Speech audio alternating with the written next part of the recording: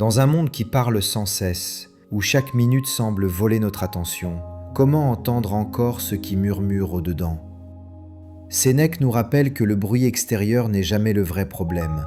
Le tumulte le plus profond, celui qui nous épuise vraiment, se trouve souvent en nous.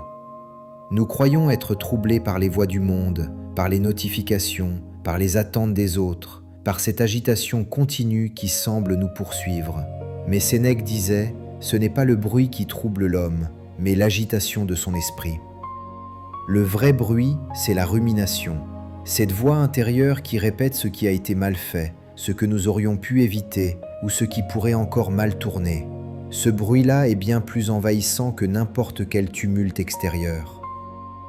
Et si nous apprenions à reconnaître que le monde n'est pas responsable de tout ce qui nous agite?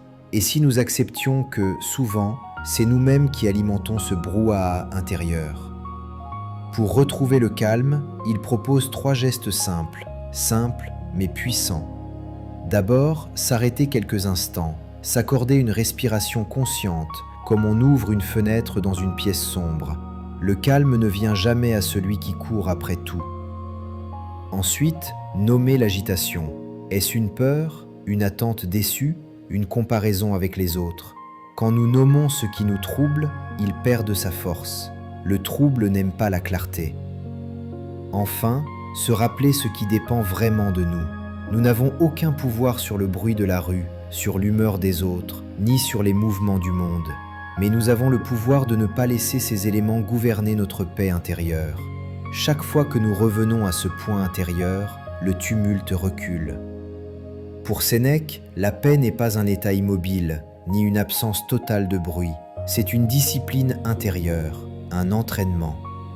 Observer ce qui se passe en soi, sans juger, accepter ce qui ne dépend pas de nous, afin de ne plus gaspiller notre énergie dans des combats inutiles.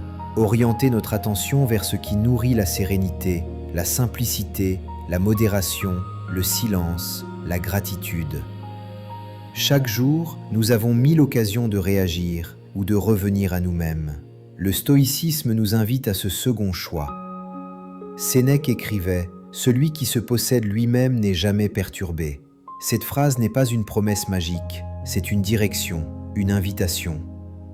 Quand on se possède, le bruit du monde devient un décor et non plus une cage. La vie continue, mais elle ne nous blesse plus de la même manière.